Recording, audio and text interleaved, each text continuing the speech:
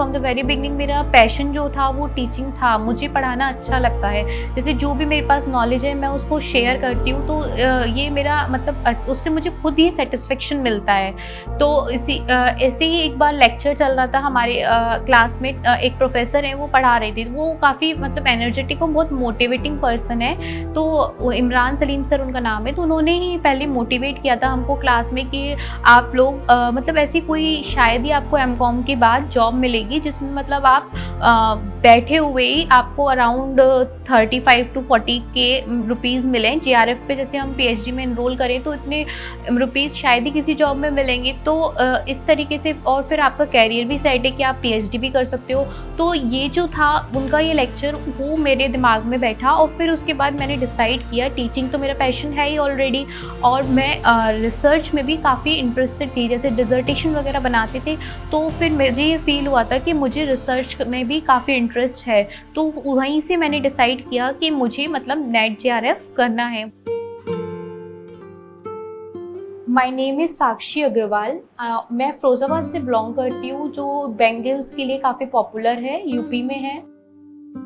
In my childhood, I was quite shy and introvert personality। मैं चुप चुप रहती थी, ज़्यादा बातचीत ज़्यादा नहीं करती थी, शांत सी रहती थी। और बचपन से ही मैं थोड़ी स्टूडियस थी, बट एक 8 तक मैं थोड़ी एवरेज स्टूडेंट थी, मतलब बहुत टॉपर नहीं रही थी अपनी क्लास की। फिर धीरे धीरे करके जब मैं 9th 10th में आई तो मैं थोड़ा, जैसे बोर्ड्स हैं तो मैं थोड़ी सिंसियर हुई।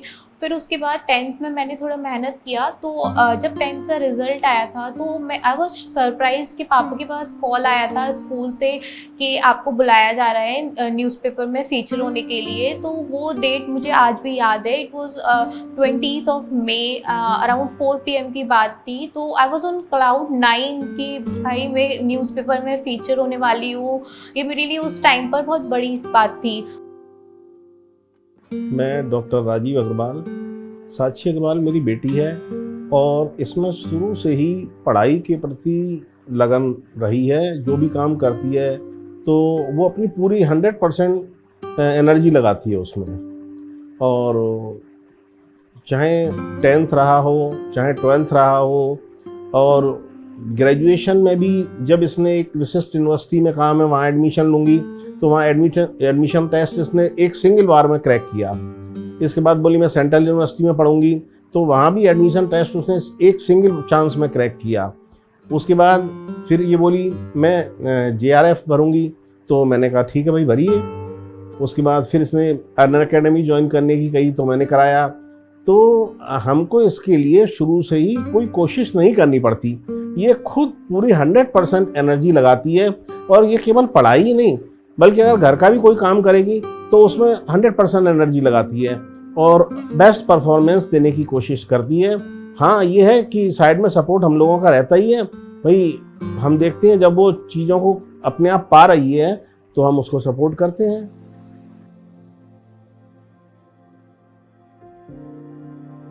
मैं जब यूजीसी नेट की प्रिपरेशन स्टार्ट की थी तो उससे पहले मैंने सर्च किया था कि सिलेबस क्या है, पेपर का पैटर्न क्या है और क्या क्या रिसोर्सेज हैं जहाँ से हम उस सिलेबस को कवर कर सकते हैं। तो जब मैं सर्च कर रही थी तभी मुझे पता चला था कि अनअकैडमी पर एनटीए यूजीसी नेट की प्रिपरेशन की कराई जाती है। तो वो दिसंबर का टाइम था, दिसंबर 19 की बात थी।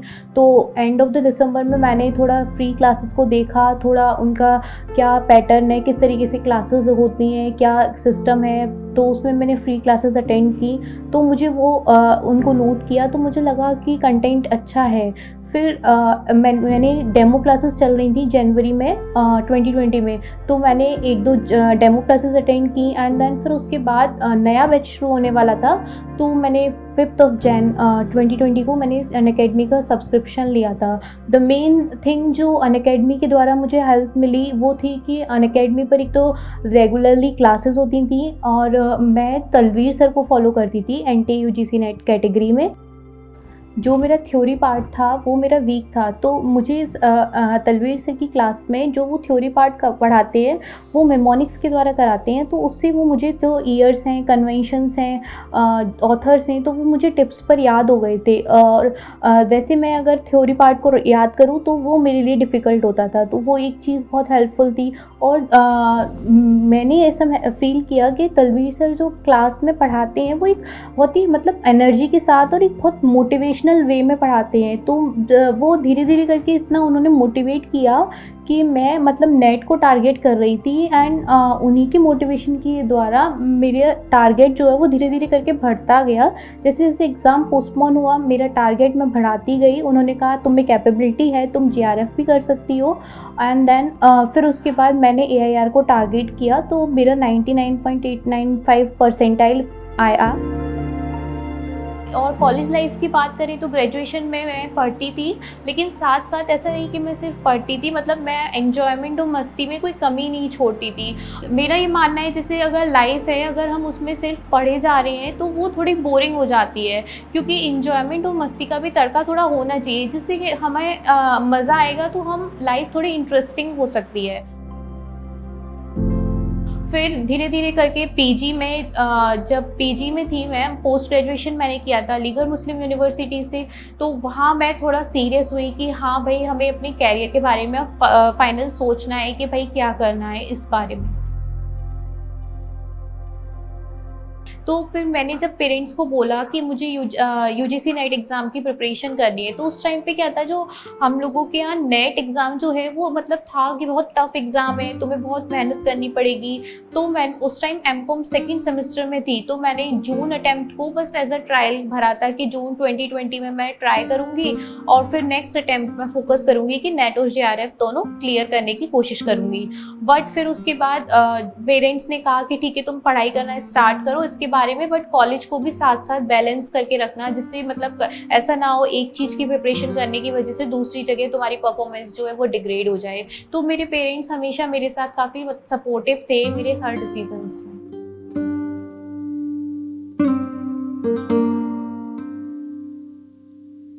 रिज़ल्ट से पहले जो रात को जो घर में थोड़ा डर और मतलब थोड़ा टेंशन वाला माहौल था, क्योंकि जो एनटीए है वो अपना कट ऑफ रिलीज़ करती है। तो पहली बार ऐसा हुआ था कि जो कट ऑफ है वो कॉमर्स की परसेंटाइल में रिलीज़ हुई थी, परसेंटेज में नहीं हुई थी, जिससे क्या हुआ, हम अपनी पोजीशन जो है एग्जैक्ट उसका पता नहीं लगा पाए कि हम मतलब हमारा नेट क्लियर होगा या जेआरएफ क्लियर होगा। तो वो जो रात थी वो काफ़ी टेंशन भरी थी, मतलब हमें ये पता ही नहीं था कि हमारी क्या एग्जैक्ट सिचुएशन है, क्या पोजीशन है हमारी एग्जैक्ट। बट मेरे साथ ये है, जब मैं बहुत ज़्यादा कंफ्यूज्ड और टेंस्ड होती हूँ तो मैं सो जाती हूँ, मतलब एक तरीके से उस सिचुएशन से भाग जाती हूँ। तो फिर मैं सो गई थी, टाइम से पहले ही सो गई थी। तो मैं रिज़ल्ट आया, फिर दूसरे दिन जब रिज़ल्ट आया तो मॉर्निंग में मैं अपनी ऑनलाइन कॉलेज की क्लासेस अटेंड कर रही थी, और साथ ही साथ मैं रिज़ल्ट का भी बहुत मतलब वेट कर रही थी कि जल्दी आए, तो बार बार रिज़ल्ट को चेक कर रही थी साथ ही साथ। और अराउंड 11 बजे जब मेरी क्लासेस ही चल रही थी, तभी रिज़ल्ट जो है वो डिक्लेयर हुआ था। और जब रिज़ल्ट डिक्लेयर हुआ था तो मैं अपनी फैमिली के साथ ही थी, घर पर ही थी, और रिज़ल्ट मेरे भाई ने ही उस टाइम निकाला था। और रिज़ल्ट देखकर मैं काफ़ी सरप्राइज़ थी कि मेरा रिज़ल्ट जो है मतलब वो जेआरएफ भी हो गया, और साथ ही साथ इतने अच्छे हाई परसेंटाइल के साथ हुआ।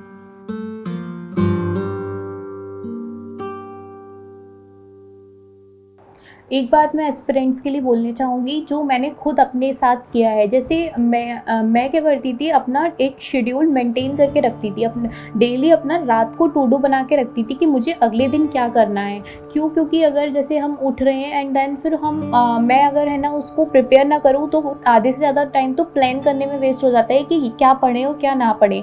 तो मैं टू डू बना के रखती थी, मुझे ये यूनिट करनी है, ये मॉक लगाने हैं, और ज़्यादा से ज़्यादा मैं MCQs जितने ज़्यादा लगा सकती थी, जितने PYQs लगा सकती थी उनको लगाती थी। और द मेन थिंग वाज कि मैं फोकस करती थी कि जो मेरे सब्जेक्ट स्ट्रॉन्ग हैं मैं उनमें इतना बेस्ट प्रिपेयर कर लूँ कि एटलीस्ट उनका क्वेश्चन आए तो मैं 100% कर सकूँ। और फिर उसके बाद जो सब्जेक्ट्स जिन पे मेरा अभी कमांड नहीं है उनके लिए, जैसे थ्योरी मेरे साथ था कि मेरा थ्योरी पार्ट जो है वो वीक था, तो उसके लिए मैं ये करती थी कि मैं थ्योरी पार्ट के लिए एक अपना अकेले का व्हाट्सएप ग्रुप बनाती थी। एंड जो स्टैटिक डेटा है उसके लिए उसमें मैं अपने ऑडियो क्लिप्स भेजती थी, और उसमें ऑडियो क्लिप्स भेजती थी स्टैटिक डेटा की डेली क्लास के हिसाब से। जैसे सर ने पढ़ाया, जो भी दलवीर सर ने, उसका उसमें जो स्टैटिक डेटा है, ऑथर नेम, थ्योरीज, तो उनका अपना ऑडियो क्लिप बनाती थी एंड उसको सेव कर लेती थी। तो जब कभी मुझे रिवीजन करना होता था या मैं बहुत थकी हुई हूँ या सोने की कोशिश कर रही हूँ बट नींद नहीं आ रही, तो मैं उन ऑडियोज़ को सुनती थी।